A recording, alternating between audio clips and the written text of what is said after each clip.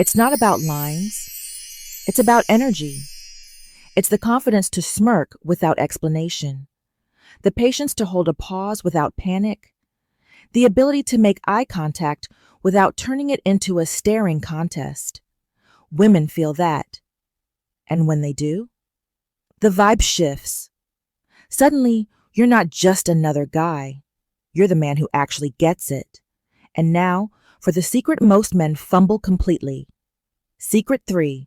Touching her hair, the hidden trigger for emotional connection. Yes, you read that right. Hair.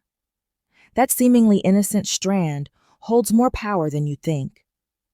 Touching a woman's hair, when done with timing and real connection, is one of those micro moves that bypasses logic and speaks straight to her nervous system. But only if you get it exactly right. This isn't a weird move to try on a first date. It's not some pickup trick. It's emotional chemistry, expressed through fingertips. Why does it work? Because the scalp is wired with nerve endings that light up the emotional centers of the brain. A soft touch to the hair isn't about sensation, it's about intention. It says, I'm here. I see you. I'm connected to this moment with you. But most guys either rush it or treat it like they're petting a cat. No connection. No right on the moment. Just awkward flailing disguised as affection. The right way? Let's paint a scene. You're deep in conversation. You're both locked in, laughing. She leans in. The chemistry is thick, and you gently brush a strand of hair from her face. You don't say a word. You don't make it weird. You just do it with presence and let the silence carry the meaning. That one move? It can say more than a 2-hour dinner ever could. But remember, this isn't about technique. It's about timing. If she doesn't feel emotionally safe with you yet, don't even try. But if there's chemistry, comfort, and shared space, that one gesture can hit harder than 1,000 texts. You're not just touching her hair. You're sending a message. I'm attuned to you. I'm not here to impress. I'm here to connect. And that's where attraction stops being physical and becomes unforgettable. Most men think attraction lives in grand gestures, expensive dinners, dramatic speeches, alpha male posturing. But here's a curveball. One of the most powerful moves you can make is barely noticeable to anyone else. Let's talk about the moment that doesn't scream for attention, yet speaks louder than words ever could. Secret 4. The hand on her back. It looks like nothing. A light touch on her lower back as you guide her through a crowd or into a room. But to her, it's a silent message. I've got you. Here's the twist. 99% of men either don't do it at all, or they do it wrong. Too hesitant, and it feels awkward. Too aggressive, and it triggers alarms. But done right, it's magic. Not the flashy kind, the kind that lingers. This isn't about dominance. It's about grounded presence. It's the nonverbal way of saying, you're safe. I'm aware. Let's move. No need for dramatic heroics. No puffed chest or watch me protect you from this imaginary threat energy. Just a moment of calm, quiet leadership. Imagine this. You're walking toward the restaurant. You reach the door a step ahead. Your hand finds the small of her back. Steady, subtle, intentional. You guide her forward. Open the door like it's no big deal. And keep walking. That's it. No fireworks, no fanfare.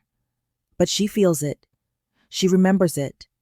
It's a primal gesture that hits on something deeper, an unspoken kind of care that's rare these days. From a Stoic lens, this isn't about control. It's about self-mastery. You don't touch her back to get a reaction. You do it because you are the kind of man who leads with intention, not impulse. As Marcus Aurelius said, waste no more time arguing what a good man should be. Be one. That quiet leadership, it separates you from the guys who either hesitate or bulldoze. Because being magnetic isn't about taking space. It's about knowing when and how to move. Which brings us to something deeper, something that most guys completely misunderstand. Secret 5. Being her protector in the smallest ways. Forget what the movies taught you. Being a protector doesn't mean throwing punches or playing bodyguard in a bar fight. Women today, they're strong, independent, capable of running their lives without anyone's rescue fantasy. But here's the paradox. They still crave a man who makes them feel safe, not through drama, but through presence. Not the "I'll fight anyone for you" kind of safe. That "I noticed your mood shifted before you said a word" kind. That "I parked closer to the exit because it's dark out" kind. The "you didn't even realize I positioned myself between you and the guy acting weird at the bar" kind. It's not about being loud. It's about being aware. And when you show that kind of subtle protection, without announcing it or expecting applause, something shifts. She starts to relax in your presence. And when a woman feels safe with you, she opens up in ways that no pickup line could ever unlock. Here's what most men miss. Protection isn't a moment. It's a pattern. A collection of small, quiet signals that say, "You can be soft here. I've got the hard edges covered." And just like that, without trying to impress her, without saying much at all, you become unforgettable. Most guys think attraction is built in bold moves and booming declarations. They go big, loud, and dramatic, trying to impress with volume. But the truth? It's the quiet man who moves the needle, the one who doesn't perform for the room, but reads it like a detective at a crime scene. Let's talk about something that flips the script entirely. Secret 5. The unshakable protector. Energy, forget the bodyguard fantasy. Being her protector isn't about chasing down villains or wrestling bad guys in parking lots. It's about how you act when someone's being rude to her in public, and you don't escalate or shrink back. You stay composed. It's about walking her to her car without making it a big romantic gesture, just subtle, instinctual care. It's about sticking close during uncomfortable moments, offering backup without a speech. See, most men think protection equals power, but real protection is presence without pressure. In a world full of walking red flags and emotional volatility, a calm man, he's a unicorn. Not the guy who tries to control everything or smothers her with unnecessary concern, but the guy who's reliable when it counts, who doesn't lose his cool, or worse, pretend to be cool while boiling inside. This is where Stoicism becomes your secret weapon. As Epictetus said, "It's not what happens to you, but how you react to it that matters." A Stoic man doesn't fly off the handle. He watches, he listens, he calculates. Then he moves, with calm, deliberate precision, and that right there, that's the man she can exhale around, because she knows he won't crack under pressure or disappear when things get uncomfortable. You don't have to talk about being strong. You show it in the way you carry tension, or rather, how you don't. And just when she thinks she's figured you out, you drop this next one. Secret 6. The dream that wasn't just a dream. This one hits different.